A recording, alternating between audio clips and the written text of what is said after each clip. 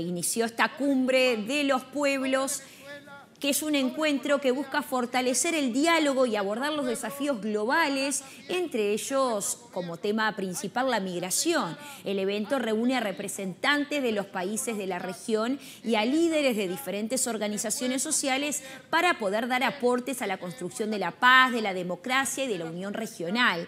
Asimismo, la cumbre pretende establecer una agenda entre los movimientos sociales que fomenten la integración de los países de América Latina y del Caribe, centrado en la soberanía y la justicia social. Además, la actividad va a dar apertura a la cuarta cumbre de la Comunidad de Estados Latinoamericanos y Caribeños, CELAC, y la Unión Europea, CELAC Unión Europea, que va a iniciar mañana domingo y que va a ser hasta el lunes inclusive. Pero en este caso, como bien hablábamos, es la cumbre social, la tercera cumbre social de los pueblos de América Latina y el Caribe, que en este momento estamos viendo precisamente imágenes en vivo. Esta tercera cumbre social de los pueblos de América Latina y el Caribe, que se está preparando, que ya está comenzando, le está dando comienzo a toda la oratoria. En este momento estamos viendo al mandatario colombiano, estamos viendo a Gustavo Petro, minutos antes y también horas antes, desde el día de ayer, estamos viendo a diferentes mandatarios que también están llegando, porque recordemos que también se viene la cumbre de la CELAC Unión Europea, en paralelo se va a estar desarrollando y que es organizada precisamente por el presidente Gustavo Petro y que también va a ser en Santa Marta. En este caso es una cumbre social de los pueblos de América Latina y del Caribe, que se estará realizando desde hoy 8 hasta mañana 9, lo mismo que la cumbre de la CELAC Unión Europea será desde mañana 9 hasta lunes 10. Escuchemos. En este recinto. Presidente, acá está la vanguardia, están los trabajadores, las juventudes, las mujeres, indígenas, está el pueblo de Venezuela, de Cuba, está toda América Latina. Está este pueblo que camina y que está hoy acá representado en nosotros y nosotras.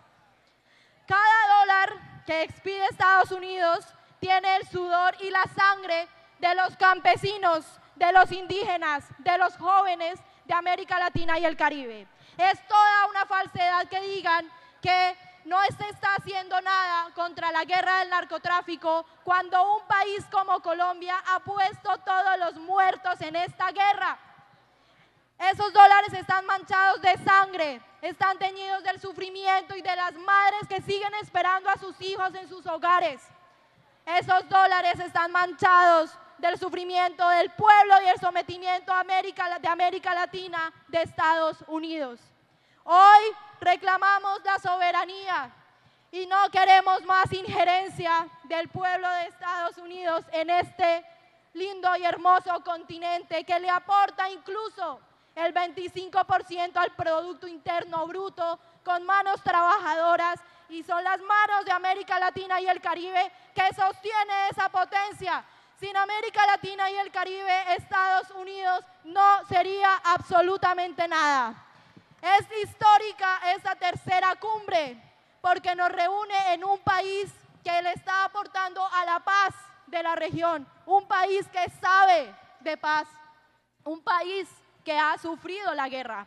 Y por eso es que hoy nos encontramos en el epicentro regional para unir la soberanía de los pueblos y decir no más yanquis, no más Trump en América Latina y el Caribe, no más injerencia de Estados Unidos en nuestros pueblos, no más injerencia en nuestras decisiones, no más sufrimiento y dolor. Y por eso nos reunimos hoy acá. Esta tercera cumbre de los pueblos de América Latina y estas nuevas generaciones que le estamos aportando a la reindustrialización, a la vida, a la paz. A eso le estamos aportando. Y que por supuesto también rechazamos contundentemente el genocidio del pueblo palestino.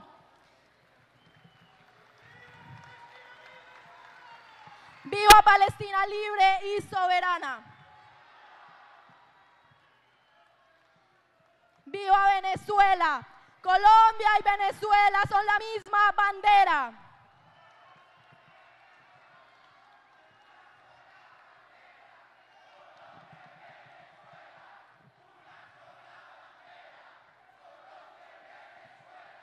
una sola bandera. Es así como tenemos que seguir rechazando la injerencia de Estados Unidos, como tenemos que seguir uniéndonos entre países y hermanos y hermanas, porque nos unen muchísimas cosas. Por ejemplo, estamos acá reunidos y reunidas bajo la misma causa, y es la soberanía, es rechazar la injerencia. Presidente, acá está el pueblo de América Latina y el Caribe. Acá está la gente que mueve el mundo. Muchas gracias.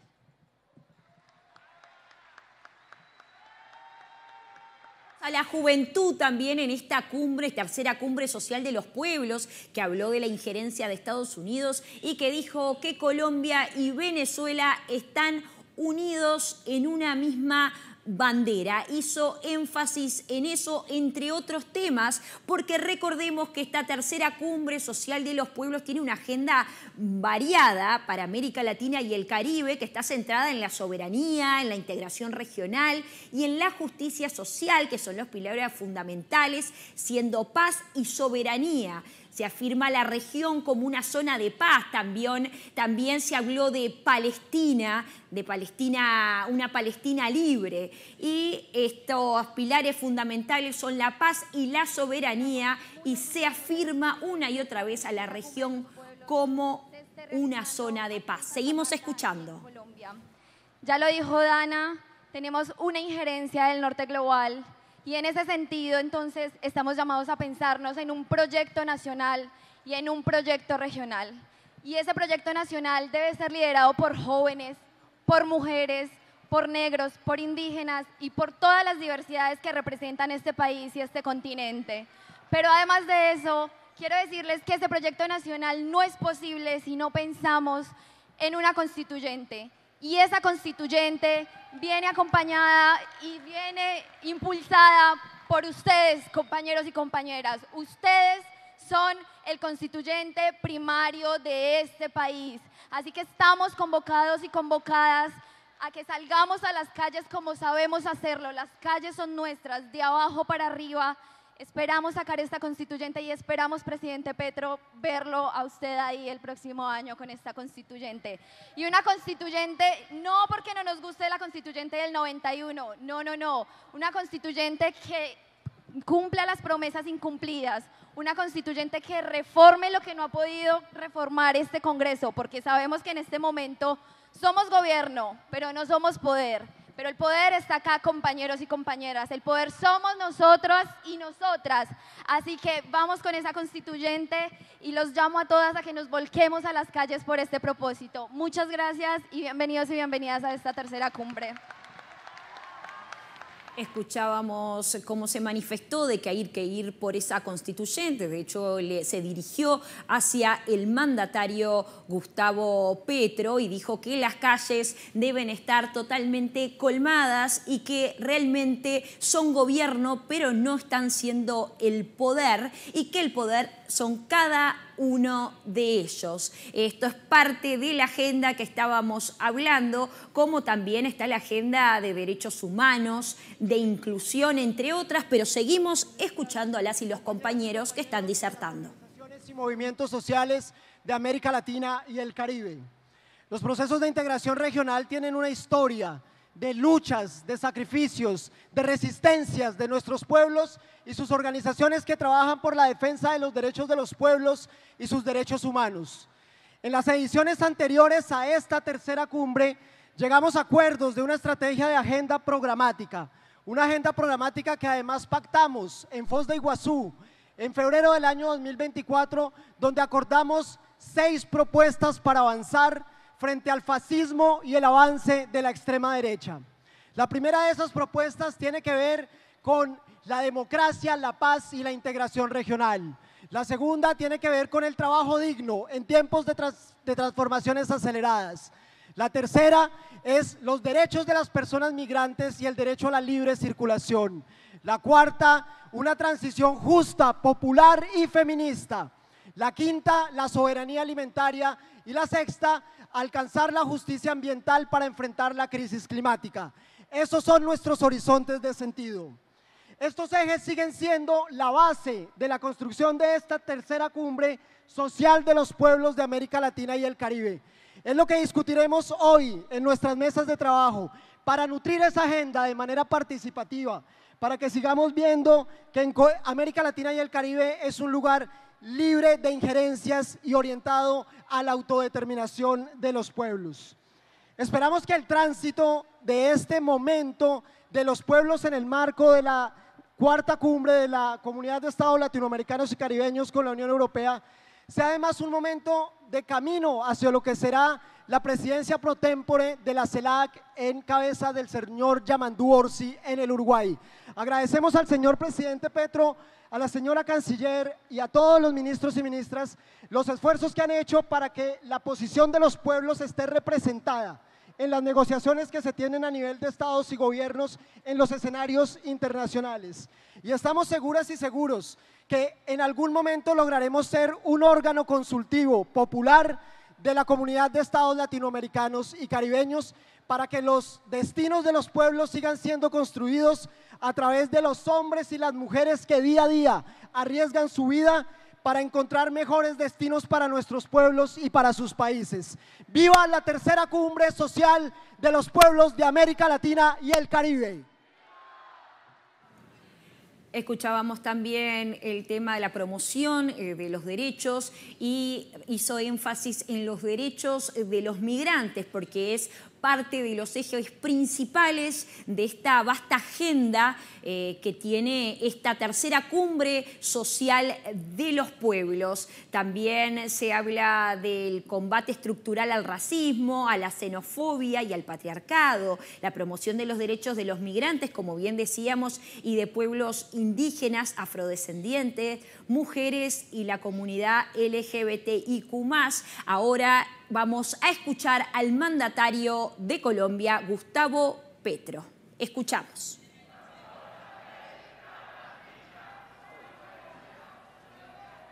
Yo quiero saludar a las organizaciones de trabajadores, obreras, los directivos y sus integrantes de organizaciones sociales que están participando en esta cumbre, lideresas y líderes sociales de los territorios, asociaciones campesinas, juntas de acción comunal, organizaciones juveniles, culturales, comunidad académica y estudiantil y defensores de derechos de las mujeres, a los pueblos indígenas, comunidades negras, afrocolombianas, población LGTBIQ+, a las corporaciones, redes y colectivos en defensa de los derechos humanos, la memoria y la organización popular en los territorios. Aquí se presenta mi gobierno casi en pleno, Secretaria General de la Presidencia, Angelice Rodríguez, la gobernadora del Departamento del Magdalena encargada, Ingrid Padilla García, ministras, ministros y funcionarios del Gobierno Nacional. También está el exgobernador del Magdalena, Carlos Caicedo, aquí presente.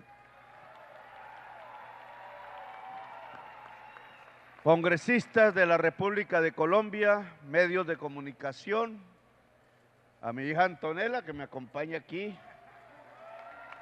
Se salvó de que la metieran en la lista OFAC, ojalá no la metan. Y en general a todas y todos los que nos acompañan en el día de hoy. Bien, yo creo que estamos viviendo días intensos.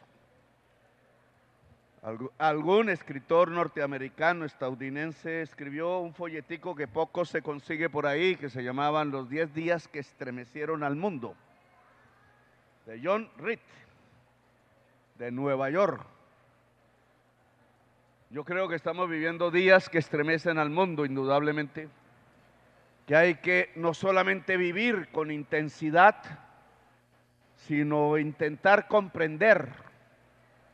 Esa comprensión es necesaria para quienes de alguna manera u otra en el barrio, en la vereda, en el municipio, en el territorio, en lo local, en lo nacional o incluso en estas esferas que conjugan los diálogos entre estados hasta este momento, como la reunión que aquí se hace presente en Santa Marta, que es el corazón del mundo, con el debido respeto con el mundo, aquí es el corazón del mundo, dicen los pueblos indígenas arhuacos, cogis, que por acá deben tener presencia en sus organizaciones. Comprender qué pasa, hacia dónde vamos, qué hacer, decían antes. La intensidad de estos días no puede enceguecer a los pueblos. La gente tiene que repensar su acción, su propia actividad individual incluso, porque de aquí no vamos a salir igual que como llegamos. Y no me refiero solo a la llegada a esta ciudad, sino a estos días intensos. El mundo será diferente, para bien o para mal, depende de nuestro propio esfuerzo, depende de los pueblos, de la humanidad. No más veamos lo que acaba de acontecer, casi que en este tipo de... casi que al precipicio. Venimos de la Asamblea de Naciones Unidas, Nueva York. Venimos de un lugar donde 2 personas se sintieron completamente solas en realidad. El señor Trump y el señor Netanyahu. Trump, un poco más inteligente que Netanyahu, se dio cuenta de lo que eso significaba. Su propia OTAN, construida desde los tiempos que finalizaron la Segunda Guerra Mundial y abrieron lo que llamaron la Guerra Fría, coalición militar. La OTAN pensada exclusivamente en la defensa de los pueblos del Atlántico Norte, o más bien de su poder, del poder del capital, como alguien dijo aquí, que se asentaba en esa geografía. Pueblos en mares fríos decidieron en su mayoría apoyar a Palestina en la Asamblea de las Naciones Unidas. Ese fue un momento histórico poco analizado. Hicimos la cuenta porque a nosotros el presidente Santos nos metió en una cosa rara que nadie entiende, que es socio estratégico por allá de la OTAN, pero no nos dejan ir a las reuniones, ni votamos, ni nada, solo compramos las armas de la OTAN. No nos ayudan, las compramos. Era mentira que nos estaban ayudando. No hay arma gratuita que haya llegado a este país. Si no estamos con ellos, se llevan las armas, o si no, nos toca comprarlas. Así de simple. Pero haciendo las cuentas de los estados de la OTAN, quienes estaban con la política de Netanyahu o en silencio, y quienes habían decidido apoyar, así fuese formalmente, así fuese un poco hipócritamente, al Estado de Palestina, que hay que llamarlo así, pues resultó que perdieron su mayoría con Francia, perdieron su mayoría con varios países europeos que ante el empuje de sus pueblos decidieron cambiar de posición. Y eso llegó a la Asamblea de Naciones Unidas y dejó en el mayor aislamiento al señor Trump y al señor Netanyahu. Y sonaron las palabras, porque en una asamblea de esas lo que suenan son palabras, palabras, palabras. Pero las palabras de alguna manera u otra empezaron a coger el poder, a tener poder, como dicen los pueblos. La palabra tiene poder. Y solo unos instantes después, las multitudes, las muchachas y muchachos que salieron en los barcos a navegar el mar para llegar a Gaza, para llevar algo de comida, y fueron prácticamente puestas en la cárcel, torturadas. Aquí hay 2 colombianas, no sé si estén por acá, no las veo en la multitud. Llevadas a la cárcel con Greta, Luna y Manuela, deben estar por acá. Yo les dije que les iba a dar la Cruz de Boyacá y a varios dirigentes palestinos. Espero que mi canciller tome nota y no aparezca la excusa en ciertos lugares de mi gobierno que dicen que como no hay el metal no se puede hacer la medalla y entonces qué pena con la condecoración. Cuidado.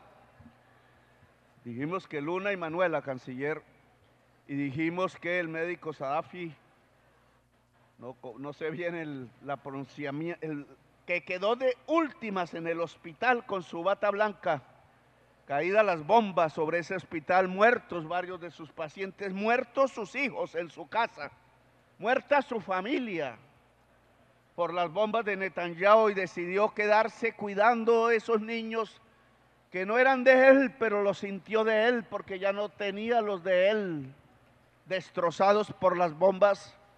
Y le enseñó a la humanidad lo que significa dignidad a toda. Ese afiche no se puede olvidar. El último en salir del hospital con su bata blanca y a entregarse porque no había más que a quienes lo esperaban para llevarlo a la tortura y a la prisión de Israel. A ese señor yo le dije, y a la periodista de la verdad, y al artista que hace reír, Mahmoud se llama, a los niños aún en las calles sobre los escombros de esa ciudad, les dije que les daba la Cruz de Boyacá. Allá a esa ciudad llegaban los alimentos y no los dejaron entrar. Y la reacción fue un estallido de multitudes. Y esto es lo que yo quiero analizar más a profundidad. No fue una declaración simple de gobiernos en un comunicado frío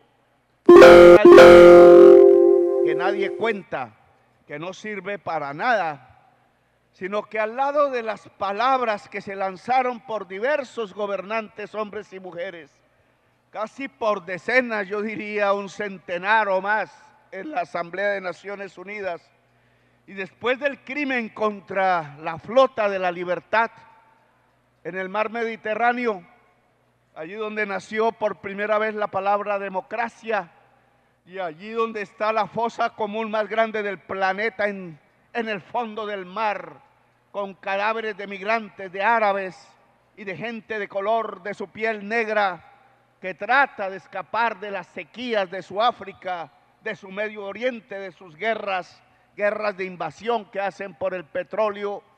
Allí también cometieron el crimen de detener la flota y estalló el mundo humano en los gobiernos que eran cómplices del genocidio. Más allá que en otros más sensible el pueblo, en donde sus propios gobernantes se volvían cómplices del genocidio, porque hemos presenciado en estos días intensos un genocidio. Ha habido muchos.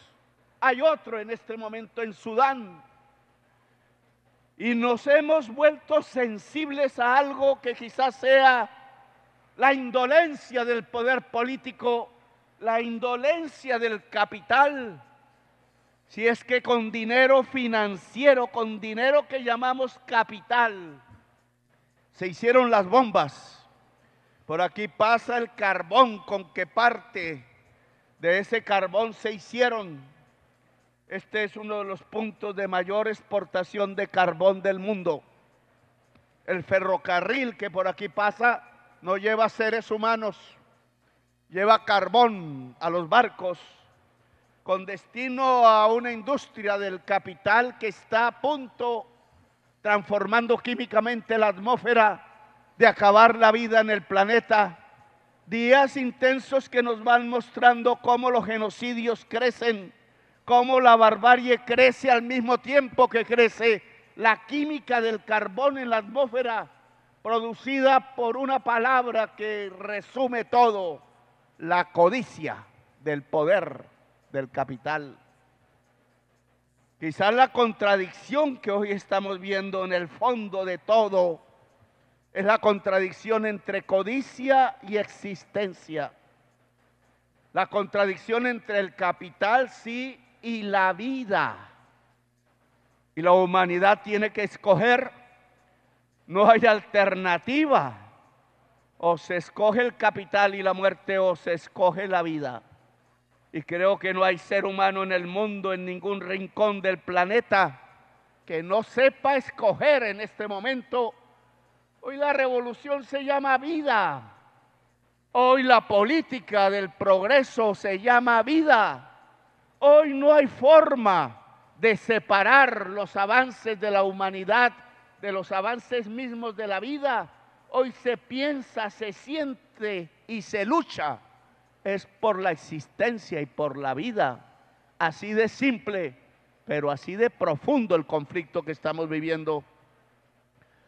Las bombas con carbón colombiano que impedimos aquí sacar, que caían en Gaza, no eran simplemente por el problema histórico de Israel y Palestina. Era un experimento para mostrarnos a todos nosotros qué era lo que iba a suceder después, qué es lo que viene. No es solo Gaza. Eso que estamos viendo en Gaza va a pasar en el sur, en los continentes de la gente que trabaja y de la gente pobre, en los que no tenemos el poder mundial y nos están mostrando su ferocidad, su barbarie, su manera en adelante de actuar. Ha muerto la democracia en el mundo. Lo que reina es la barbarie. Es la crisis, sí, de un sistema productivo que llamamos capitalismo, que no ha aprendido a tener en su energía vital, o más bien en su energía mortal, una forma de sustituirla, porque prefieren aumentar la ganancia, como era su ley desde que nació, que mantener la vida en el planeta. Y por eso se niegan a abandonar petróleo y carbón y gas. Por eso se niegan a reducir la tasa de ganancia. Por eso se niegan a reducir los volúmenes de codicia en su corazón. Y por eso prefieren lanzar centenares de misiles, miles, sobre los niños y las niñas de un pueblo pobre, para mostrarle a los demás pueblos pobres que también eso pasará con sus niños y sus niñas. Es una experiencia para el mundo. Es una demostración de poder bárbaro. Aquí mismo en esta ciudad ya lo vivimos. De aquí salió un pescador pobre, Alejandro Carranza se llamaba, padre de una niña y de un niño. La niña quería universidad aquí en esta ciudad, compañero Caicedo, y él en su afán de conseguir la universidad, quizás, no sabemos siquiera, decidió recibir el pago de algún narcotraficante que vive en Miami o vive en Dubái para llevar algún kilo hacia otra isla más al frente. Y se le dañó la lancha y estuvo en condición de indefensión y lo avisó. Y sin embargo le cayó un misil y lo mató a él y a sus compañeros en la lancha.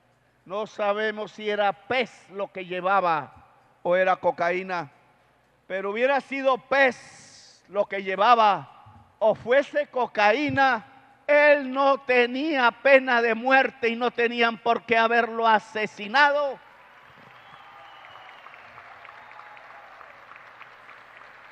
Y no sabemos si lo asesinaron en nuestro mar Caribe, frente a Santa Marta o frente a La Guajira, o más allá.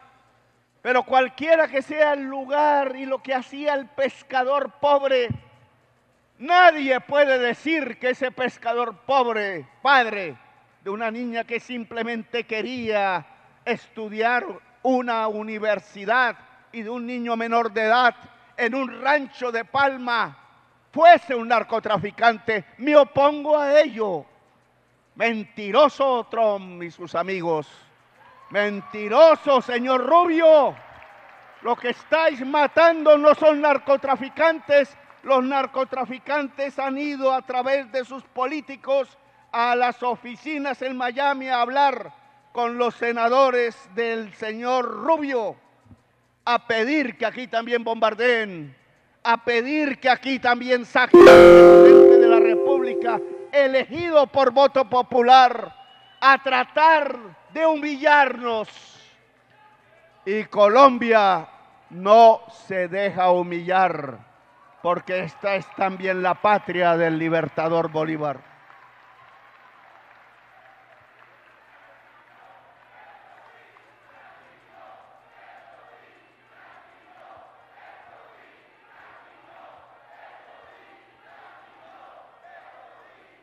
Hay que leer las lecciones de estos días que llegan hasta con las gotas de sangre que las olas traen hasta las playas hermosas de Santa Marta, el corazón del mundo. Querían sabotear estas reuniones. Le decían a los primeros ministros de las islas, naciones del Caribe que no vinieran, que me dejaran solo. Le dijeron a los presidentes de las repúblicas continentales latinoamericanas que no vinieran. Y llevamos un continuum desde la Asamblea General, pasando por la COP30 en Belén de Pará y ahora, mañana, aquí, en donde nos estamos encontrando, gobernantes. Podemos hablar entre nosotros y hacer comunicados conjuntos y abrazarnos y salir en las fotos con el handshake, llaman, formal y protocolario. Pero lo importante es lo que pasa con los pueblos. Lo que estamos viviendo hay que interpretarlo en la lucha de la humanidad por la vida contra un poder oscuro que se llenó completamente de codicia y que no está pensando en votos, no está pensando en acuerdos, no está pensando en diálogos, solo está pensando en misiles. En Europa salieron multitudes, como nunca quizás, no sé, en Holanda, en Italia, en la España, en Grecia. En todas partes de Europa salió la multitud juvenil, la juventud de migrantes, la juventud de los que siempre han vivido allí a gritar que no estaban de acuerdo con el mundo que están viviendo. Hablaron hasta de una huelga general europea que quizás se hubiera podido efectivamente efectuar.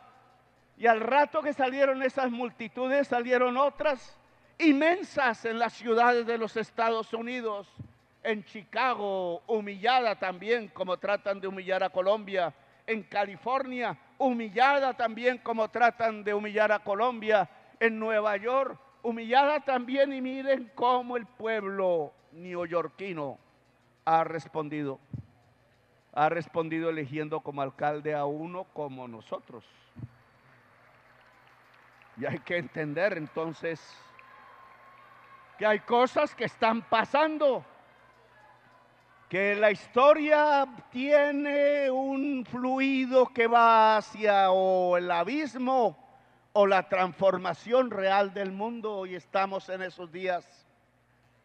Aquí en esta ciudad no solo se reúne mañana los estados de la Unión Europea y de América Latina, todos a través de sus representantes, sino que yo, por orden de la justicia interamericana, Corte Interamericana de Derechos Humanos, que para la prensa colombiana no existe, esa corte sí no existe, ha ordenado a través de fallo que el Estado de Colombia pida perdón a la sociedad colombiana, a las víctimas que sobreviven de un partido que fue asesinado completamente en Colombia por ser de izquierda, no más, la Unión Patriótica, UP.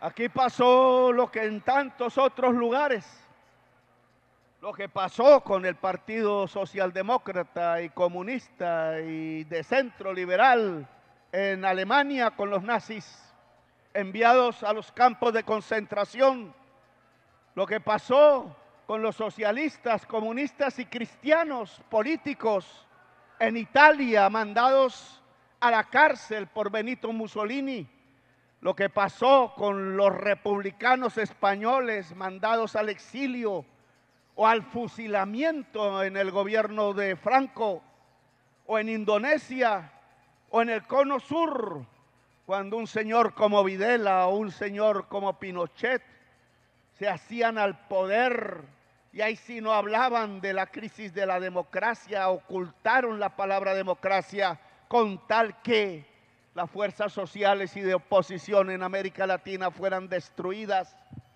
Aquí pasó lo mismo y no había general en el poder. Decían que éramos una democracia, pero vivíamos 25 años continuos bajo estado de sitio. Mi juventud pasó bajo esos años, asustados porque si poníamos una consigna en una pared y nos cogían, pues no salíamos vivos al otro día. Tortura generalizada de 10,000 personas en la ciudad de Bogotá buscándonos a nosotros, el M-19. Y aún se preguntan ahí por qué la violencia de 1985. Porque no han querido hacer reformas sociales para un pueblo como Colombia, que es la segunda nación más desigual socialmente del planeta. Porque cuando pacíficamente los pueblos se expresan, 1922, aquí al lado, Aracataca, Ciénaga, estamos a media hora en carro, mataron 3,000 trabajadores de las bananeras por orden de la United Fruit Company al general Cortés, creo, y ametrallaron los trabajadores. Y ahí porque en las páginas de 100 años de soledad de Gabriel García Márquez, que nació aquí cerca en Aracataca, zona bananera, aparece un capítulo en donde un tren eterno que nunca para, que nunca se detiene, que no finalizan sus vagones, iban llenos de cadáveres de trabajadores asesinados. En su literatura mostraba lo que fue la matanza de las bananeras. Y me gustaría decirle a la prensa que uno de los hombres que comandó la toma del Palacio de Justicia, ex parlamentario de la Alianza Nacional Popular, ANAPO, al que le robaron las elecciones el 19 de abril de 1970, que murió allá, o dicen que sacaron vivo del palacio y fusilaron después en 1985, era hijo de uno de los trabajadores asesinados en la masacre de las bananeras. Así la violencia de Colombia ha sido cíclica y permanente hasta llegar a estos tiempos de la Unión Patriótica. 6,200 militantes de la izquierda asesinados, siendo trabajadores del banano otra vez 3,000 de ellos en el Urabá, maestros, estudiantes, gente de la base, indígenas, asesinados uno tras otro en todos los pueblos de este país por un poder que no era más sino a la alianza de la oligarquía colombiana con el narcotráfico, esa misma alianza que está llegando hoy a los oficinos de las representaciones políticas del senador Rubio, ahora secretario de Estado en el Congreso de los Estados Unidos, pidiendo venganza contra nosotros. La misma alianza oligarquía mafia que asesinó a la Unión Patriótica es la misma que hoy trata de aislar a Colombia, que trata de humillar a Colombia y que trata de decir que se intervenga de tal manera que el electorado colombiano, que sigue firme en la propuesta de construir una potencia mundial por la vida, se arrepiente y termine votando por los verdugos que ya los condenaron a la masacre, a los falsos positivos, 6,200 jóvenes asesinados. Pues mañana aquí el presidente de la República de Colombia, cumpliendo el fallo judicial de la Corte Interamericana de Derechos Humanos, a nombre del Estado de Colombia, le pide perdón a toda la familia de 6.200 militantes del Partido de Izquierda Unión Patriótica y espera que no se repita nunca más, que nunca más tengamos que seguir matándonos entre nosotros los colombianos, porque ya sabemos lo que está pasando en el mundo, porque ya están cayendo los misiles no solo en Gaza como veíamos en la televisión, sino aquí al frente en nuestro mar Caribe, que no solo lo surcaron los piratas tratando de quedarse con nuestro oro. He ordenado sacar parte de ese oro del fondo del Caribe ahora, sino que fue surcado por revolucionarios y revolucionarias. El mar Caribe es un mar de huracanes. A veces sufrimos por los huracanes, pero muchas veces hemos sido salvados por los huracanes que nos traen el agua y nos traen los libros en los barcos y nos traen las ideas y mueven la gente de isla en isla. Hay una historia que construir de la política y de la vida popular en el Caribe. Si es que aquí se hizo una revolución más grande que la Revolución Francesa y contra la bandera azul, blanca y roja que habían levantado los republicanos franceses. La levantaron los negros y las negras y destruyeron un ejército de 200.000 franceses en una isla pequeña, la isla de Haití. Y como no pudieron ser entendidos por los discursos y la gente que defendía la palabra democracia en Francia, en París, donde no había la Tour Eiffel, compañero, no existía. Entonces quitaron la franja blanca de la bandera de su isla y quedó azul y roja.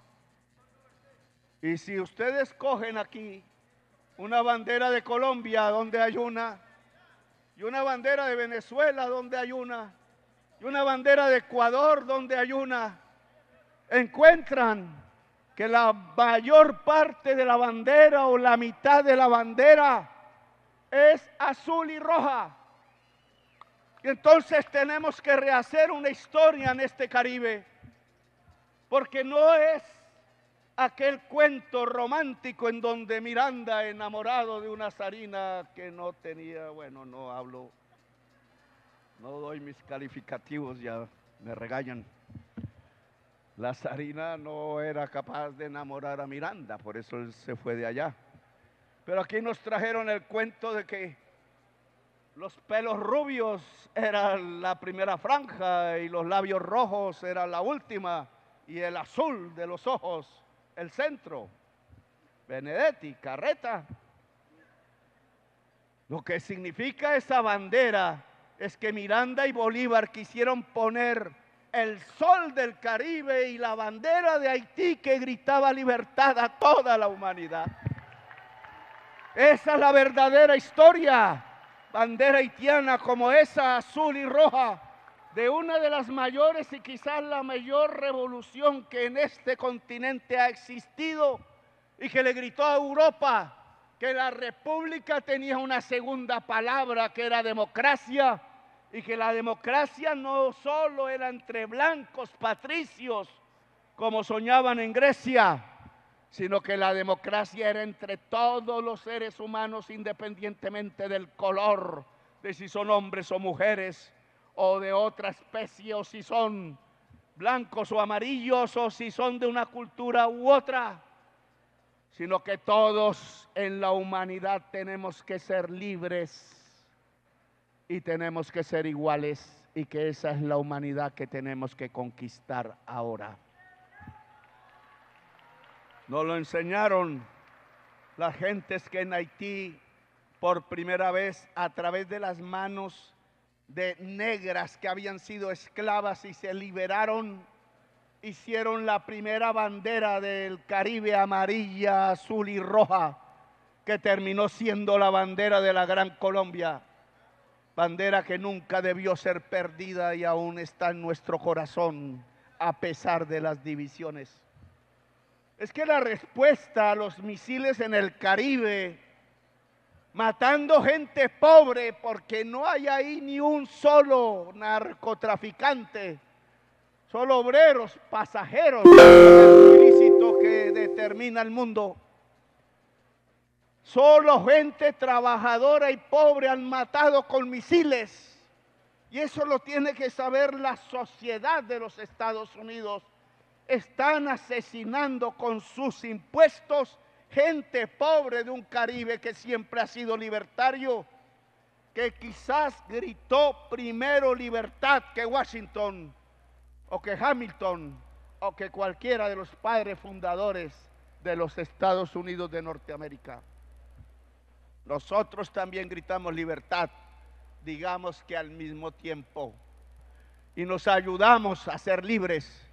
Por eso América no es un continente de reyes ni princesas, ni príncipes, ni déspotas. Cada dictador que aquí ha aparecido ha tenido su rebelión. Todos los pueblos siempre han luchado por su libertad. ¿No es la hora entonces acaso de hablar de nuevo de la Gran Colombia, me pregunto yo?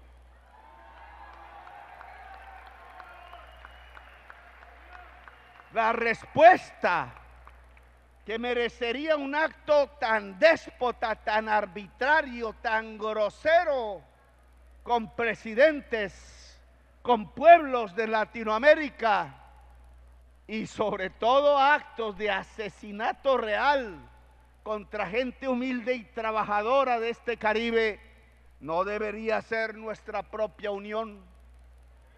No deberíamos ya repensar. Y aquí han hablado de constituyentes. ¿Y por qué no organizamos a través de las mismas bases de la sociedad, sin pedir permiso, los comités de constituyentes en los 3 o 4 países que formamos la Gran Colombia? ¿Por qué tenemos que esperar si un presidente quiere o no, si las circunstancias políticas lo permiten o no? Si es que el poder constituyente es el poder del pueblo, no de los gobiernos. ¿Por qué no decimos que este aglutinamiento en lo que tiene que ver con esta región bien puede intentar reformar las constituciones de uno y otro país, con un mandato que diga que se cree la Confederación de la Gran Colombia para unir el sueño bolivariano de nuevo y ser poderosos? ¿No podría ser una solución a los actuales problemas políticos internos? Y por ahí yo me pregunto y derivo hacia la humanidad misma. Es que es hoy, y lo veremos mañana, ¿la salida sale de acuerdos entre estados y gobiernos o está pasando esa época del Estado-Nación que generó el capital precisamente? ¿No será que ya estamos ante una crisis de las Naciones Unidas que no es capaz de construir un ejército que sea capaz de detener un genocidio? ¿No será que esa impotencia que observamos en la confederación de los estados del mundo para detener la barbarie, para decir basta, para defender el derecho, la civilización y la vida, no está mostrando es que tenemos que pasar a otra etapa en donde lo que se tiene que juntar es la humanidad misma y actuar como un solo cuerpo capaz de aniquilar el poder de la codicia y plantar la bandera, ojalá azul y roja, ojalá amarilla, azul y roja en estos espacios, que sea la bandera de la vida? ¿No será que tenemos que superar la idea de partidos, incluso de organizaciones clásicas del pasado, incluso maneras de pensar que ya se anquilosan, y pasar a estas nuevas épocas donde la fibra óptica, el conocimiento global, el trabajo colectivo nos está construyendo es un nuevo sujeto revolucionario que se llama humanidad, y que la humanidad es la que puede detener las bombas. Podrían estar escuchando. Hoy en día, los dispositivos con micrófonos están en todas partes. Sus reuniones... Bombas en el cielo sobre los niños. Si el genocidio, como lo acabamos de humanizar, donde la fibra óptica, el conocimiento global, el trabajo colectivo nos está construyendo, es un nuevo sujeto revolucionario que se llama humanidad, y que la humanidad es la que puede detener las bombas nucleares y el genocidio, como lo acabamos de ver hace unos días, cesando así sea momentáneamente las bombas en el cielo sobre los niños de Gaza, que hoy vuelven a caer. ¿No será que tenemos que dar pasos más audaces y abrir una nueva época? Hay un viejo profecía, Benedetti, usted me recordará, que dicen que la escribieron en los 60s, en los 70s, que vendría un día en que el águila dorada atacaría al cóndor, y que en esa lucha del águila dorada tratando de destruir la vida del cóndor, se despertaría el jaguar que estaba dormido ancestralmente en nuestros pueblos. Por eso me puse la gorra de mi hija Andrea, que el jaguar ancestral va a despertar si el águila dorada se atreve a atacar el cóndor. Esa es la libertad, que el jaguar ancestral va a despertar si el águila dorada se atreve a atacar el cóndor. Esa es la leyenda. No sé si será cierta o no, pero entonces yo sí le diría a Rubio y a Trump: cuidado, están atravesando el Caribe de los libertadores, cuidado, se están metiendo con la patria de Bolívar. ¿Acaso es que no han leído la historia de Bolívar?